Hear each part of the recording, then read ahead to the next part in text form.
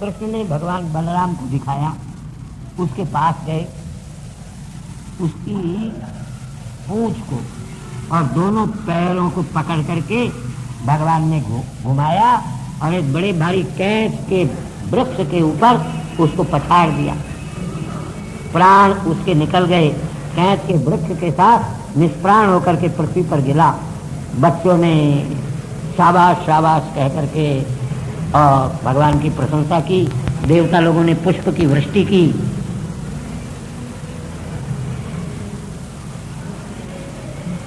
इस प्रकार भगवान बलराम के साथ वत्सपाल बन करके और कलेवा अपने साथ में लेकर के जंगल में विचरण किया करते थे। एक दिन सभी बालक अपने अपने बछड़ों के झुंड को लेकर के जल के समीप में गए, जल पिला करके स्वयं भी जल पिया। अब पर्वत की चोटी के समान सामने खड़े हुए एक पक्षी को देखा। हे राजन, ये बकासुर था, बकनाम का असुर था। शीघ्र ही दौड़ करके आया और अपनी चोंच में भगवान श्री कृष्ण को ग्रस लिया। सारे के सारे बालक प्राण के न रहने पर जैसे अचेतन हो जाते हैं, ग्वाल बाल अचेतन हो गए। भगवान ने लीला की, भगवान को कंठ में डाला, उसका कंठ अग्नि की तरह जलने लगा। तो उसने भगवान को अपने कंठ से बाहर निकाला और चोंच से भगवान को मारने के लिए तैयार हुआ। भगवान ने तो फिर दोनों हाथों से उसकी दोनों चोंच पकड़ी और बच्चों के देखते ही देखते बीच में से चीर दिया। देवताओं ने पुष्पों की वर्षा की, आनक शंख इत्यादि बजाए, भगवान की स्तुति की। उस बकासुर नाम के राक्षस के मुख में से निकल करके और तेज भगवान कृष्ण में समा गया। रामादि अत्यंत प्रसन्न हुए और ब्रज में आकर के भगवान के उस कर्म का गान करने लगे। गोप और गोपियों ने सुनकर अत्यंत आश्चर्य को प्राप्त किया और अपने प्यासे नेत्रों से भगवान को देख करके और कहने लगे, ओ इस बच्चे की कितनी मौतें आई, तब भी इसका बाल भी बांका नहीं हुआ।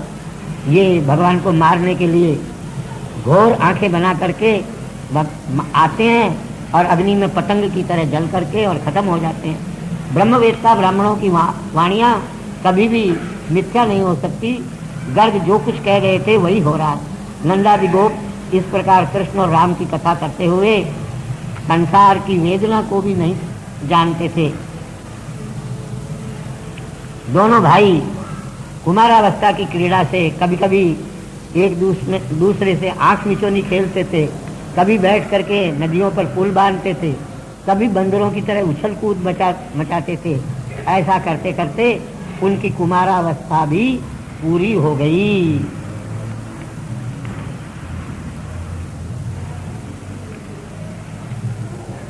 कृष्ण बालकों के साथ जल में एक वन में भोजन करने के लिए प्रातःकाल उठ करके अपनी सींगी बजाते हुए बच्चों को उठा करके बच्चों को साथ में लेकर के चल पड़े। हजारों बालक हजारों से भी अधिक अपने बछड़ों को लेकर के श्रृंग वेणु वेत्र इत्यादि बजाते हुए चले। भगवान कृष्ण के बछड़ों के साथ अपने बछड़ों को मिला करके बाल लीला के साथ विहार करने लगे। फल प्रवार पिच्छ धातु काठ गुंजा मणि, इन सब से बच्चों ने अपने शरीरों को विभूषित किया हुआ था। एक दूसरे के छींकों को चुराते हुए और फिर पता लगने पर फेंक फेंक करके और क्रीड़ा करते थे नाना प्रकार की। वन की शोभा को देखने के लिए भगवान दूर चले। अब आपस में एक दूसरे को छूने की वो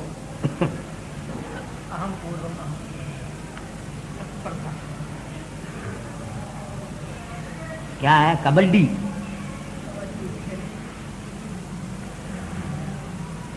का खेल शुरू हुआ। आपस में एक दूसरे को छू करके और बड़े प्रसन्न होते थे, आनंद के साथ क्रीड़ा करते थे।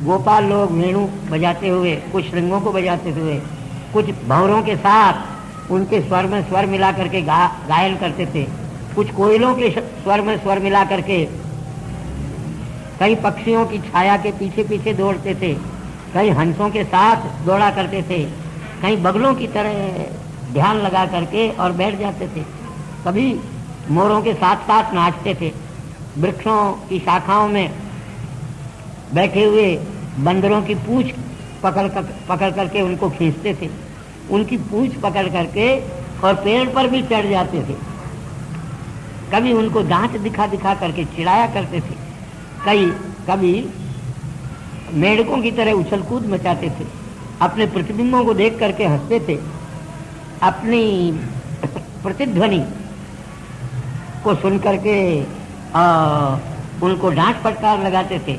इस प्रकार वे गोपाल सब परब्रह्म रूप से मनुष्य पुत्रतया जान करके और विहार करते थे। भगवान व्यास सुखदेव कहते हैं, बड़े भाग्यवान हैं ये ग्वाल बाल, जिनके चरणार बिंदों की रज को योगी लोग भी प्राप्त नहीं कर सकते, उन चरणार बिंदों के साथ ये रात दिन रहते ही नहीं, खेलते हैं। इनके अहो भाग्य का कौन वर्णन कर सकता है। भगवान की इस क्रीड़ा लीला को एक अघासुर नाम का जो राक्षस था वो नहीं सहन करता गया। वो कृष्णादि बालकों को देख करके उसको अपनी बहन पूतना और अपने भाई बकासुर की मृत्यु याद आ गई और कहने लगा, इसी कृष्ण ने मेरे भाई बहन को मारा, आज मैं इन सब बछड़ों सहित इसको मारूंगा, इनको मार करके इनके खून से अपने भाई बहन का तर्पण और श्राद्ध करूंगा। और ऐसा राक्षस था जिसने अपना नीचे का होठ पृथ्वी पर लगा दिया और बदलों में ऊपर का होठ लगाया, पर्वत की गुफा के समान अपने मुख को विस्तृत किया, पर्वत की चोटियों के समान उसकी डाढ़ें थी और जिह्वा लपलपा रही थी। ऐसे दैत्य को ग्वाल बालों ने देखा और सोचा, ये दैत्य नहीं है, ये तो वृंदावन की कोई शोभा अद्भुत निखर करके आई है। ऐसा समझ करके फैलाए हुए उस अजगर के मुख को देखते हुए कहने लगे, अरे मित्रों देखो तो सही, ये कोई राक्षस जीव हमको ग्रस लेने के लिए सर्प की तरह मुंह खोल करके बैठा हुआ है। सूर्य की किरणें जब इसके होठ पर पड़ती है तो लाल लाल होठ इसके अत्यंत देदीप्यमान होकर के और चमकते हैं।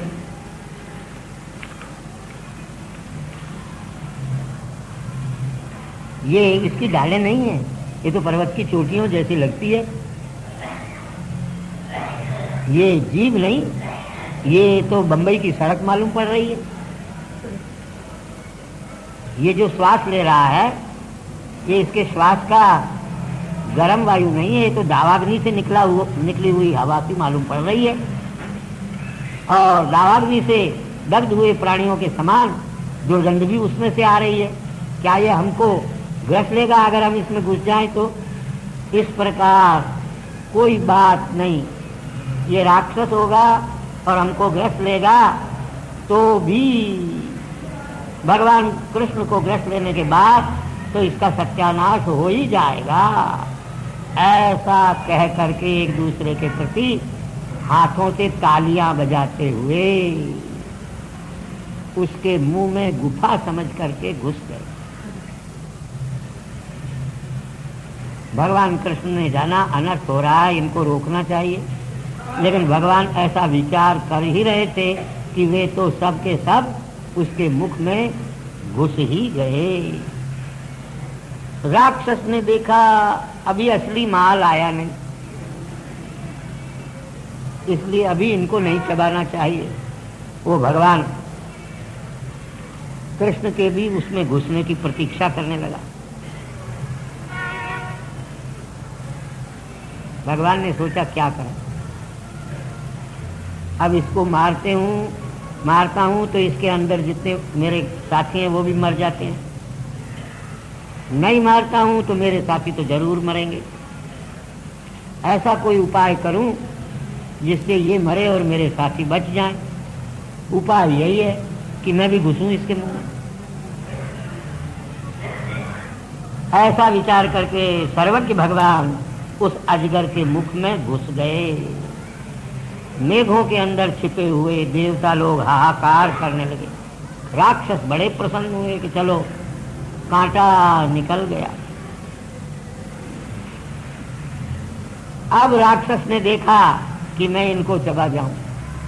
भगवान ने उसके मन की बात जान ली और उसके गले में बढ़ना शुरू किया। इतने बड़े कि जीव तालु इत्यादि सब का प्राण वायु था वो भी उस राक्षस का बंद हो गया। प्राण के समाप्त हो जाने पर भगवान उसके शरीर का भेदन करके और सब ग्वाल बालों के साथ बाहर निकल आए। ग्वाल बाल बेचारे मूर्छित हो गए। अमृत की वर्षा करके अपनी दृष्टि में ही अमृत विद्यमान भगवान के रहता है। सब ग्वाल बालों को भगवान ने फिर से जिलाया। उसके शरीर, उस राक्षस के शरीर में से निकला हुआ तेज भगवान में प्रवेश कर गया। देवता लोगों ने पुष्पों की वर्षा की, अप्सराएं नृत्य करने लगे, गंधर्व गान करने लगे, वाद्य गीत स्तुति इत्यादि से सत्यलोक में ब्रह्मा जी महाराज ने भी भगवान के इस प्रभाव और पराक्रम को देखा। बड़ा आश्चर्य हुआ। वो अजगर का चर्म जब सूख गया तो वृंदावन में ब्रजवासियों के लिए खेलने के लिए एक गुफा बन गई।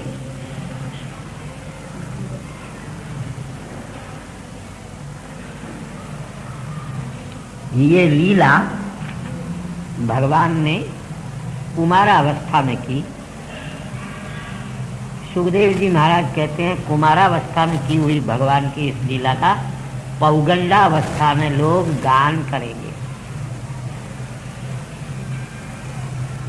कहते हैं परीक्षित कहते हैं महाराज आश्चर्य की बात, लीला तो हुई कुमारावस्था में और उसका गान पौगंडावस्था में कैसे होगा। और सुखदेव महाराज कहते हैं तुमने बहुत अच्छा प्रश्न किया। मुझको भगवान की एक अद्भुत लीला का स्मरण हो गया और वही इसका कारण है, मैं तुमको सुनाता हूँ।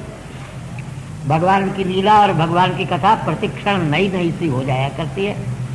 हाँ, स्त्री लंपट कामुकों को स्त्रियों की कथा नई नई मालूम पड़ती है, लेकिन भगवान के भक्तों को तो भगवान की कथा में ही नित्य नया रस आता है।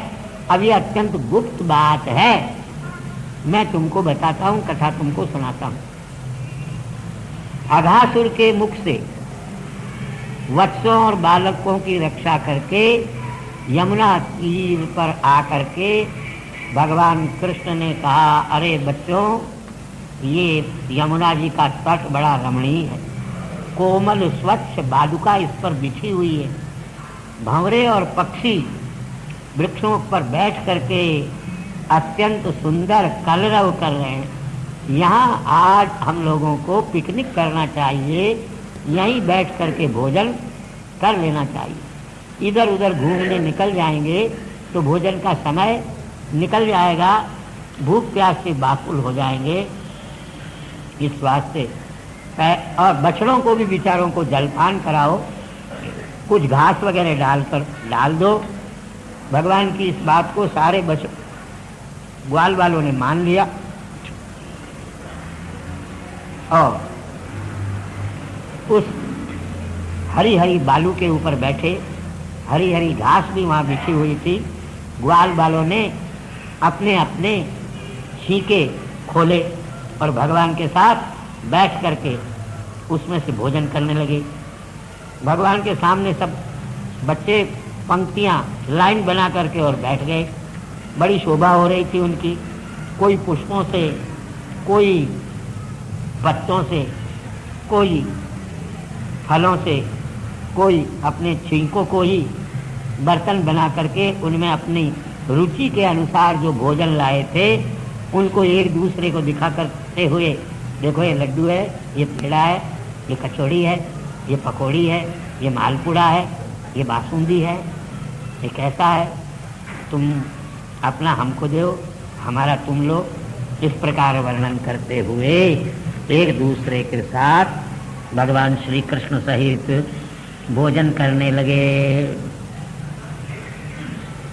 भगवान श्री कृष्ण उस समय उन बालकों के बीच में सुंदर वस्त्रों को धारण करते हुए, वेणु को अपने हाथ में लेकर के, बाईं कोख में श्रृंग और बेत धारण करते हुए, बाएं हाथ में दही और चावल का कोल, बाएं हाथ में दही चावल रख करके दाहिने हाथ से उन्होंने एक ग्रास लिया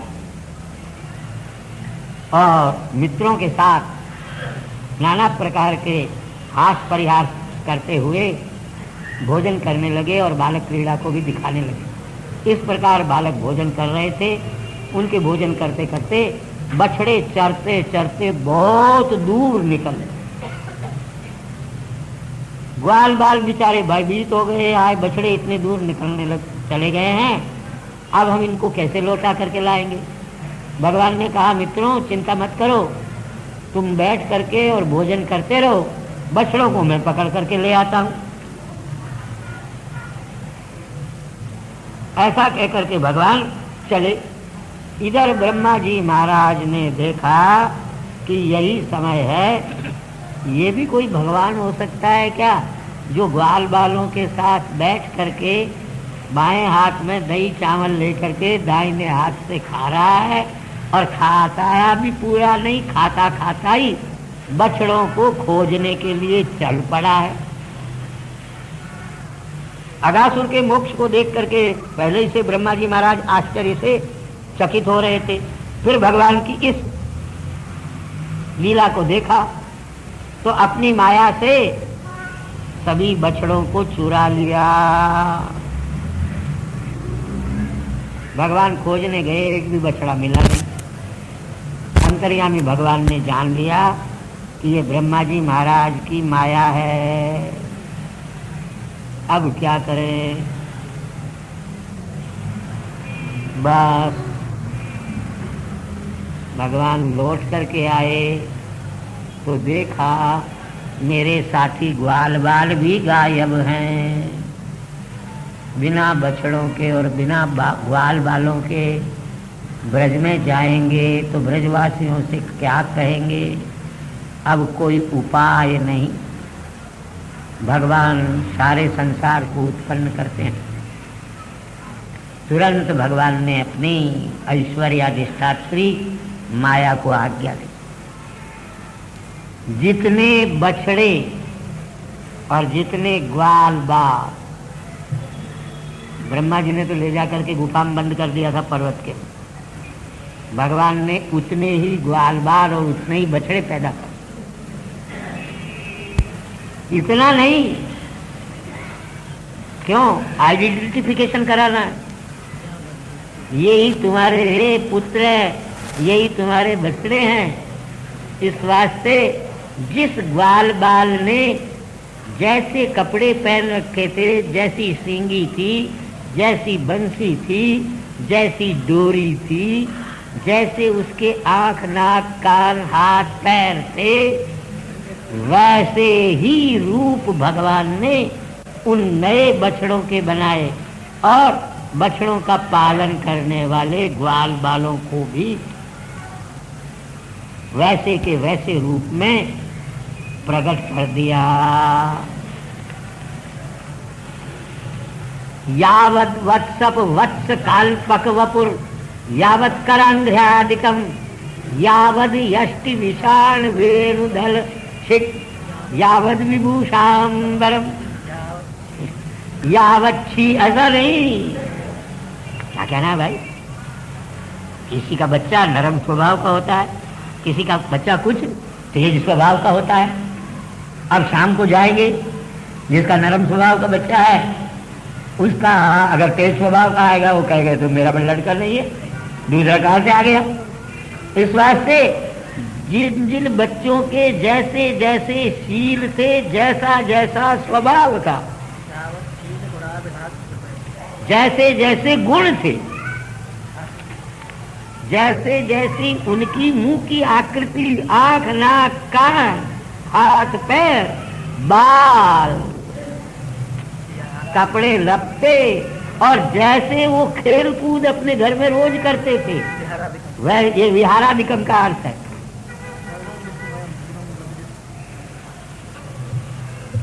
बस सर्वस्वरूपो भगवु, भगवान सर्वस्वरूप हो गए, सर्वात्मा कृष्ण ने इस प्रकार बछड़ों के भी रूप धारण किए। स्वात्मा राम रूप गोप बालों के साथ शाम को सब बछड़ों को लेकर के ब्रज में प्रवेश किया। सब बच्चों ने अपने अपने बछड़े लेकर के अपनी अपनी गौशाला में स्थापित कर दिए और फिर वे अपने अपने घरों में चले गए। उनकी माताओं ने जब दूर से आते हुए अपने बच्चे और बछड़ों के वेणुनाद को सुना, उठी दौड़ी, लेकिन उनको ये पता नहीं चला कि ये हमारे बच्चे नहीं, नए आए हैं। उन्होंने ठीक ठीक सब ने समझा हमारे ही बच्चे हैं, हमारे ही बछड़े हैं। आपस में आलिंगन करके बाह में भर करके स्नेह से नुत अपने स्तनों को पिलाया। इस प्रकार नित्य ही भगवान अपने चरित्रों से सब ब्रज की माताओं को हर्षित करते हुए प्रातःकाल जाते थे और सायंकाल लौट करके आ जाते थे।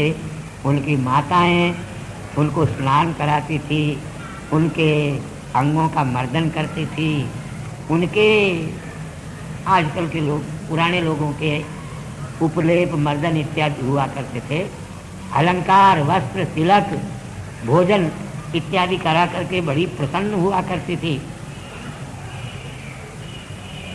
फिर गायें भी, गायों के ये बछड़े नहीं हैं, ये तो भगवान के पैदा किए हुए वैसे के वैसे, लेकिन गायों को भी पता नहीं, वो अपना ही बछड़ा समझ करके उनको चाटा करती थी और बड़ी प्रसन्न होती थी और हुंकार करती हुई उन अपने बछड़ों को दूध पिलाया करती। गो और गोपियों का पहले जैसा ही मातृभाव इन बछड़ों में, जो वास्तव में कृष्ण थे, बछड़े नहीं थे, और ये ग्वाल बाल भी नहीं थे, ये तो भगवान कृष्ण ही थे। इसलिए हम कहते हैं इस साल में जितने गाल बालों की लड़कियों का विवाह हुआ वो सब कृष्ण के साथ हुआ, इसलिए परकिया नहीं। हाँ, हमारे देव जो थे वो तो परकियात्व में ज्यादा आरोपित करते थे, लेकिन हम सब गोपियों को स्वकीया सिद्ध करते हैं। हाँ, भगवान ही अपने पुत्र बनकर के आए हैं, भगवान ही बछड़े बनकर के आए हैं। भगवान सबके अंतरात्मा है। नवाहरे पत्युः कामाय पतिप्रियो भवति, आत्मनस्तु कामाय पतिप्रियो भवति। नवाहरे जायायै कामाय जाया प्रिया भवति, आत्मनस्तु कामाय जाया प्रिया भवति। नवाहरे पुत्रस्य कामाय पुत्र प्रियो भवति, आत्मनस्तु कामाय पुत्र प्रियो भवति। नवाहरे पितुः कामाय पिता प्रियो भवति, आत्मनस्तु कामाय पिता। भगवती श्रुति कहती है ये संसार के जितने संबंधी, बंधु बांधव, इष्ट मित्र हमको क्यों प्यारे? हमारे लिए। जिनसे हम प्यार करते हैं वो अपने लिए प्यार करते हैं, उनके लिए प्यार। तो भगवान स्वयं सारे संसार के आत्मा, वो आत्मा ही पुत्र बन करके आए। आत्मा में सर्वाधिक प्रीति होती है, इस वास्ते नए बछड़ों में और नए अपने पुत्रों में ब्रज की माताओं का और ब्रज की गायों का जो प्रेम हुआ उसका वर्णन नहीं किया जा सकता। सुखदेव जी महाराज परीक्षित से कहते हैं,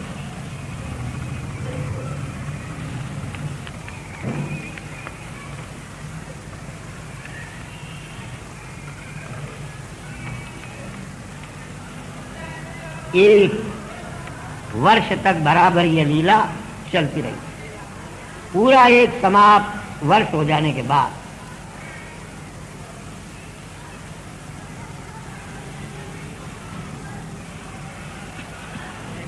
एक दिन भगवान फिर वन में उन ग्वाल बालों को और बछड़ों को लेकर के चले। गोवर्धन के शिखर पर चढ़ती हुई गायों को ब्रज के समीप बछड़ों को चरते हुए देखा भगवान। वो जितनी गायें थी वो अपने रक्षकों का अतिक्रमण करके, दुर्ग मार्गों का उल्लंघन करके और अपनी पूंछों को ऊपर करके, जिनके स्तनों में से दूध बह रहा है, बड़ी जोर से ब्रज के समीप आई। गायें बछड़ों को प्राप्त करके, उनका आलिंगन करके, उनको चाटती हुई अपने स्तनों में से दूध गिराने लगी। गोपों ने गायों को रोकने का निष्फल प्रयत्न किया, क्रोध भी उत्पन्न हो गया, लेकिन गोवत्सों के साथ अपने पुत्रों को देख करके, क्रोध से हीन होकर के, पुत्रों का आलिंगन करके, उनके मस्तकों का ग्रहण करके बड़ी प्रसन्नता को प्राप्त किया। बड़ी कठिनता से इस 12 महीने के अंदर गायें अपने बछड़ों को छोड़ती थी, उनसे अलग होना ही नहीं चाहती। आत्मा से अलग कौन होना चाहा, ये तो अपना अंतरात्मा ही ग्वाल बाल और बछड़े बन करके आए हैं। इसलिए गायों की और गोपियों की यह दशा थी, लेकिन कारण नहीं जानते थे। ब्रज का प्रेम ब्रजवासियों का भगवान में कृष्ण में था। भगवान कृष्ण ही बच्चे बन करके आए हुए थे, इस वास्ते वो दिन दूना और रात चौगुना बढ़ने लगा। ये भगवान की माया, भगवान कहते हैं ये तो सबको मोहित करती है, ये जरूर भगवान कृष्ण की ही माया है। ऐसा अरे बलराम कहते हैं मुझको तक मोहित कर लेती है। भगवान कहते हैं भैया, बड़े भैया, दादा, तुझको नहीं, ये मुझको भी मोहित करती है। मैं भी कभी नाचते नाचते मणिकुट्टी में अपना रूप देखता हूँ तो सोचता हूँ ये दूसरा कृष्ण कहाँ से आ गया मेरा जैसा।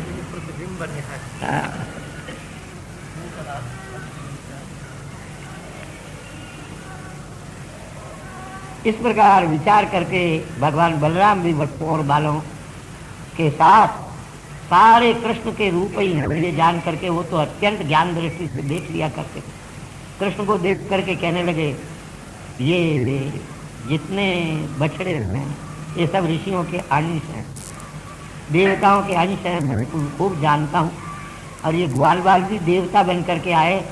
यदुषूप जन्यता भवत सर्वैर, यदुषूप जन्यता, ब्रह्मा जी ने देवताओं से कहा जाओ यादव कुंड में जाकर के और पैदा हो जाओ। अब तो महाराज आपने ये लीला की है, आप ही ये सारे रूप धारण करके और विचरण करते हो।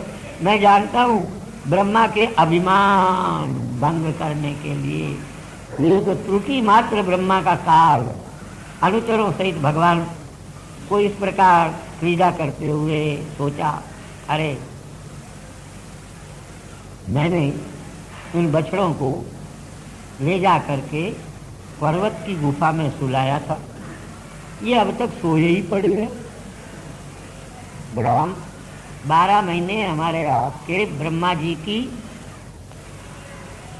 इतनी भी समझ, ये आप हमारे 12 महीने ब्रह्मा जी का इतना सा समय है, त्रुटि कहते हैं इसको, त्रुटि।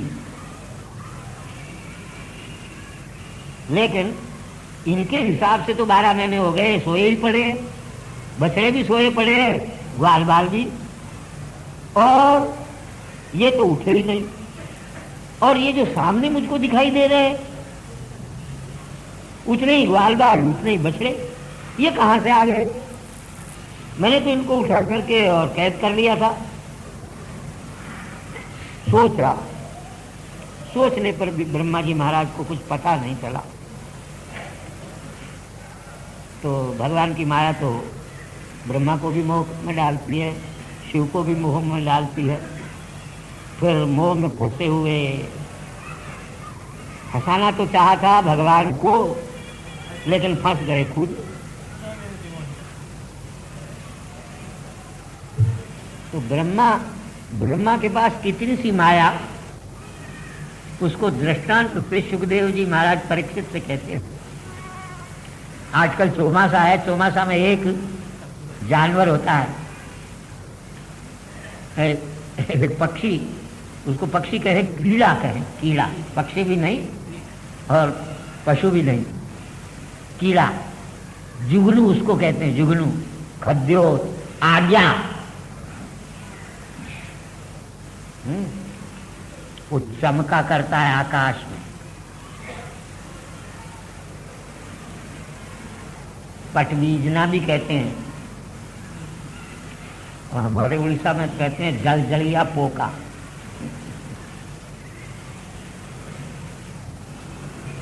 कहते हैं भगवान की माया, भगवान की माया तो सूर्य के प्रकाश के समान है, और ब्रह्मा की देव ग्रहों के पास जो माया है वो जुगनू के प्रकाश के समान है।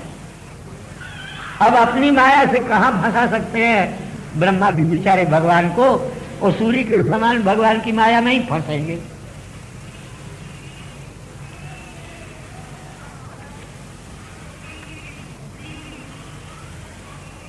अब ब्रह्मा जी महाराज देख रहे हैं, इतने में और ज्यादा फंसाना है। भगवान जब पकड़ लेते हैं तो छोड़ते नहीं हैं, पूरी खबर लेने पर ही छोड़ते हैं। वो जो बछड़े और वो जो ग्वाल बाल थे, वे पलक मार जितनी सी देर नहीं लगी, सब के सब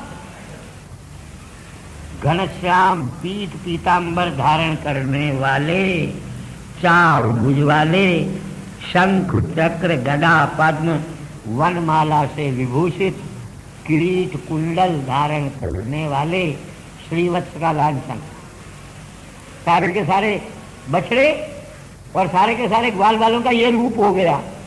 पलक मारने की भी बिल्ली लगी नहीं। नूपुर कटसूत्र और सबने बहुमूल्य अंगूठियां हाथों में पहनी हुई है, तुलसी वनमाला, पैरों से लेकर के मस्तक पर्यंत चंद्रिका के समान धवल, जिनके स्मित और कटाक्षावलोकन है, अपने भक्तों को मनोरथ पूर्ण करने के लिए रजोगुण और सतोगुण से सृष्टि और पालन करने में समर्थ, ऐसे ग्वाल बाल भी इस रूप में दिखाई दिए। और इतना नहीं, इन सब के चरणों की भी ब्रह्मादि तृण पर्यंत सारे जड़ चेतन जीव नृत्य गीत वादित्र इत्यादि से अलग अलग उपासना कर रहे हैं। एक ग्वाल बाल अनिमा महिमा लघिमा प्राप्ति प्राप्तानि ईशित्व वशत्व, ये सब सिद्धियां इनके पास नहीं। पंचमहाभूत, पंच तन्मात्रा, मन बुद्धि चित्त अहंकार, और उसके साथ पांचों प्राण, अहंकार, महत्व, प्रकृति, ये 24 तत्व, काल, कर्म, गुण, ये सब शरीर धारण करके एक एक भगवान की मूर्ति बने हुए जो ग्वाल बाल और बछड़े उनकी उपासना में लगे हुए। ये दृश्य, ये भगवान को सगुण साकार मानने वाले सनातन धर्म की कल्पना में ही भगवान की माया के स्वरूप आ सकते हैं। जो रात दिन निर्गुण निराकार निर्गुण निराकार है, वो इससे वंचित है और किस लोक में जाएगा इसका पता नहीं है। जिसको स्वप्न में भी भगवान के रूप की कल्पना होने वाली दंग रहा, मूर्तिमान होकर के उपासना, इतना ही नहीं, सत्य मूर्तिमान, ज्ञान मूर्तिमान होकर के अनंत साक्षात ब्रह्म स्वरूप ब्रह्मा जी को दिखाई देने लगे। एक साथ ब्रह्मा ने लीला देखी, अत्यंत आश्चर्य से हंस की पीठ पर बैठे हुए ब्रह्मा जी महाराज मूर्छित होकर के और गिर गए। उनकी इंद्रियां स्तब्ध हो गई और पुत्रिका सबसे मच्छर से भी छोटा एक कीड़ा होता है, उसके समान चुप हो। ब्रह्मा, ये क्या है क्या है क्या है? ऐसे मोह को प्राप्त कर रहे हैं। इतने में तो भगवान श्री कृष्ण ने अपनी माया का पर्दा हटा लिया। ब्रह्मा जी जैसे मर कर के जिए हों ऐसे फिर उठे हुए और उनकी आंखें खुली तो सामने उनको उस साल भर पहले का जो वृंदावन था वही दिखाई दिया, बाकी कुछ भी दिखाई नहीं दिया। स्वाभाविक प्रतिकार करने वाले मनुष्य, सिंगादी और मित्रादि सब दिखाई दिए। ब्रह्मा में माया से शिशु का रूप धारण करने की नाटक करने वाले। फिर देखा भगवान एक हाथ में वही साल भर पहले जो दही और भात का ग्रास लिए हुए और एक हाथ में डंडा लेकर के अपने बछड़ों को खोज रहे हैं। ग्वाल बाल जमुना के तीर पर भोजन कर रहे हैं। ये स्थिति पुनः ब्रह्मा जी महाराज ने देखी। अब तो ब्रह्मा से रहा नहीं गया, तुरंत अपने हंस पर से उतरे, दंडवत प्रणाम किया और चारों मस्तकों के चारों मुकुटों के अग्रभाग से ब्रह्मा के दोनों चरणारविंदों को स्पर्श करके गंगा यमुना की धारा के समान अपने नेत्रों से आंसू बहा करके भगवान के चरणारविंदों को सींच दिया। उठे ब्रह्मा जी, पहले देखी हुई उस महिमा का स्मरण करके बहुत देर तक फिर भगवान के चरणों में ही गिरकर पड़े रहे। धीरे से फिर आंखें खोली, भगवान को देखा, गर्दन झुका ली, दोनों हाथ जोड़े, शरीर कांपने लगा, वाणी गदगद हो गई और भगवान की स्तुति करने लगे। ब्रह्मा जी महाराज नौमी देते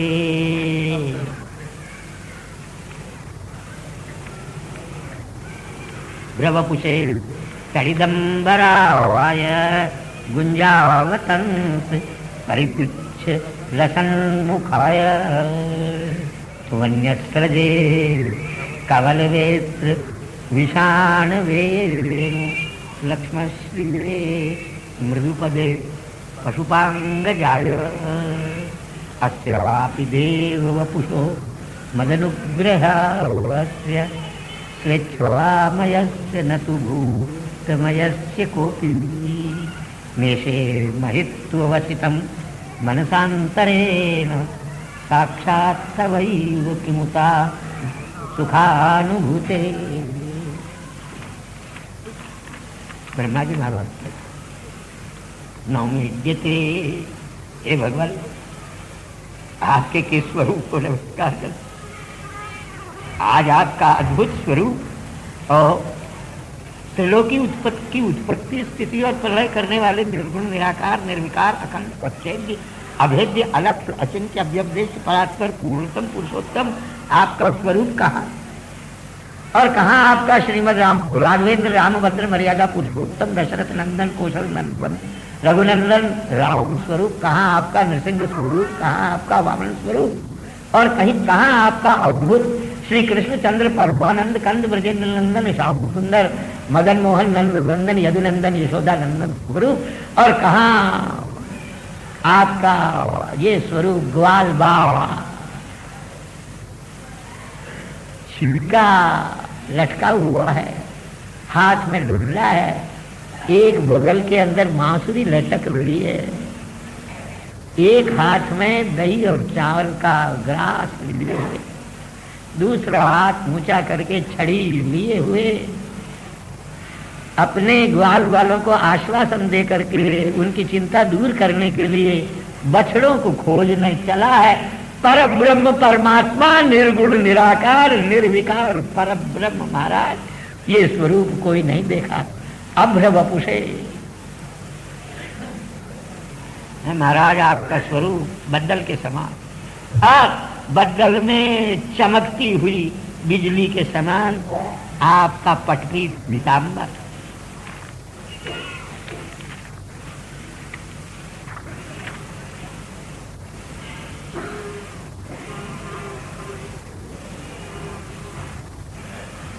और पहनने के लिए कोई अलंकार नहीं मिला आपको। अरे त्रिलोकी की संपत्ति की अधिष्ठात्री जगन माता लक्ष्मी आपके चरणारविंदों की दासी, और आपको पहनने के लिए ये चिरमटी गुंजा, हाय हाय, चिरमी के अलंकार आपने धारण किए। गुंजावतंस परिचित लसन मुखाय, जंगली पत्तों और फूलों की माला आपने पहनी, वलमाला कहाँ गई महाराज, जिसको त्याग करके वन्य व्रत आपने धारण किया। वन में उत्पन्न होने वाली पत्तों और पुष्पों की मालाएं आप, और हाथ में, एक हाथ में कवल है, विषाण है, वेणु, उनसे आप पहचाने जाते। और चरणारविंदों की कोमलता का तो कोई वर्णन ही नहीं किया जा सकता। वाह वाह, महाराज नाना प्रकार के अवतार धारण किए। यहाँ तो पशु के अंग से, पशु को पालन करने वाले कौन, ग्वालियर, उसके पुत्र बन करके ये रूप धारण करके आए। महाराज महिमा आपकी अपार है, आपको कोई जीत नहीं सकता है।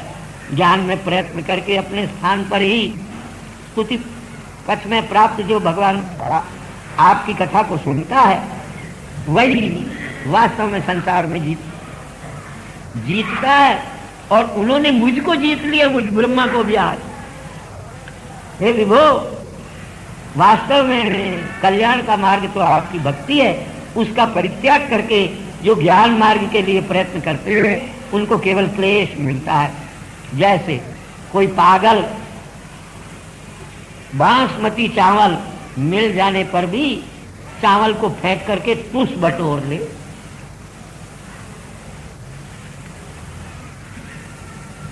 मैं मानता हूं बड़े बड़े योगी हुए पहले, जिन्होंने ज्ञान प्राप्त कर लिया, लेकिन ज्ञान प्राप्त करने पर भी आपके चरणारविंदों की भक्ति के बिना उनका कल्याण नहीं हुआ।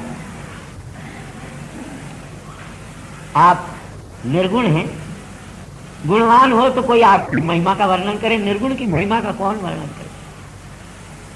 अजितेंद्रीय व्यक्ति आपकी महिमा को जान नहीं सकता, जितेंद्रीय जान सकता है।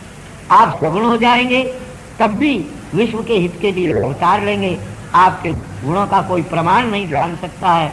आपकी कृपा कब होगी मेरे ऊपर, ऐसा मान करके मनुष्य अपने पूर्व जन्मोपार्जित कर्म के फल में अनासक्त होकर के उसका भोग करते हुए ही अत्यंत तप आदि के साथ क्लेशों को प्राप्त करता है। धीरे धीरे वह जीवन मुक्त होकर के और दाय भाग को प्राप्त कर लेता है। इस प्रकार ब्रह्मा जी महाराज ने स्तुति की। अब अपने अपराध का निवेदन करते हैं, महाराज आपकी तो ये स्थिति और मेरी दुर्जनता देखो, मैंने कितना अन्याय आपके साथ किया। जो सबको मोह में डालने वाले हैं उनको मैंने अपनी माया से मोहित करना चाहा।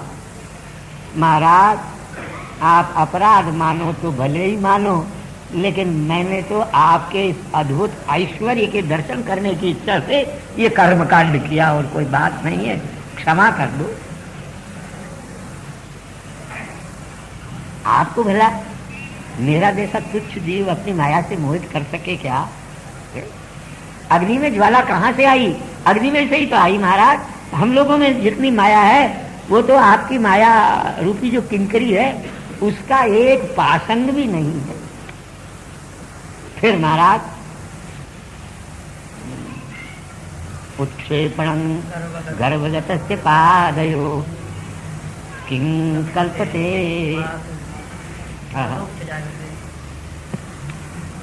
कहते हैं महाराज बच्चा अपने माँ के पेट में रहता, कभी कभी